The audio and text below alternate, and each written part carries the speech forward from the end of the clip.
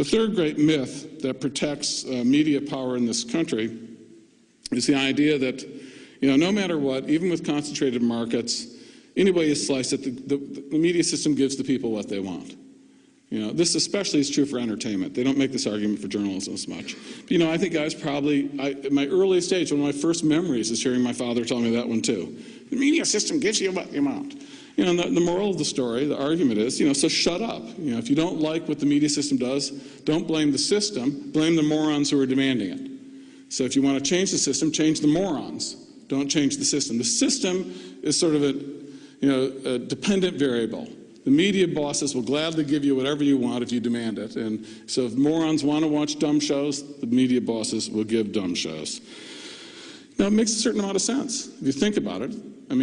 Television studios, movie companies, they're out to make as much money as possible. They're competitive. They clearly don't want to put out TV shows people don't want to watch. They clearly don't want to produce movies people don't want to buy tickets to watch. So at a certain point, it makes perfect sense. Competitive pressures compel these firms to give the people, in fact, what they want. But upon closer inspection, this argument is deeply, deeply flawed and self-serving and even circular. For one thing, for markets to give people what they want in basic economics, they have to be competitive markets. They have to be markets where if you're dissatisfied with what the choices are, new people can enter the markets to give you new choices. That's what a competitive market is. There are no barriers to entry. That's a monopolistic or oligopolistic market. Media markets, by definition, almost all of them are oligopolistic or semi-monopolistic. They're not competitive. And as economists will tell you, that means you don't have consumer sovereignty, you have producer sovereignty. They give you what you want, but within the range of what makes them the most money. And they've got a lot of control over that. They've got a lot of control over that. And then it becomes a very complex relationship because they give you what they can make the most money off of, and you develop a taste for it. And then you start demanding it. It's a complex relationship. Demand doesn't just create supply. To a certain extent, supply creates demand. And if you're never exposed to something, of course, you'll never demand it. You can't. It's a complex relationship. The best example of how this process works, and this, again, is appropriate for, given the being at the film school or film studies here, is with foreign films in the United States. In the early 1970s, roughly, I don't know, correct me if you know the figures, Constance, 10% of all films shown in American theaters were foreign language films in the early to mid 1970s, 10%. By the mid 1980s, it was down to 2 or 3 or 4%. By the late 1990s, it was down to less than 1/4, and then it fluctuates if there's one hot movie or periodically, but it's basically down at rock bottom since then.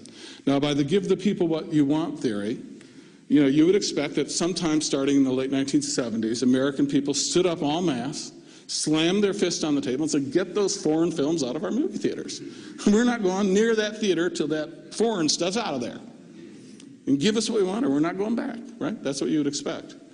In fact, it wasn't demand creating supply, it was supply creating demand. Because what happened was, starting in the mid-1970s, was that you saw the rise of the multiplex, the multi-screen theater, which basically drove the single-screen theaters out of business.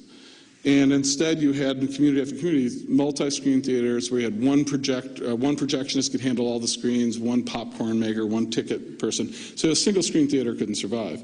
So all the foreign films had come in with a network of theaters that serviced nothing but foreign films. And I sure Santa Barbara had its share.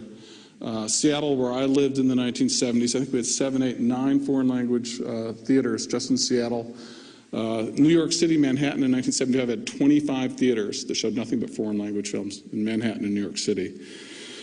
Well, all these theaters basically found it harder and harder to survive cost-wise in this new multi-screen environment. And producers of foreign films, when they came to the United States, increasingly found they had to go to these chains to get their films shown. And the chains were, it's a little different ballgame. Suddenly they had to compete with Hollywood films to get screen space. They had to guarantee to do so much TV advertising, oftentimes more than the cost of the film, to lock in a spot on the screen. And some of the films fell away, gradually just eroded, and people stopped showing their films.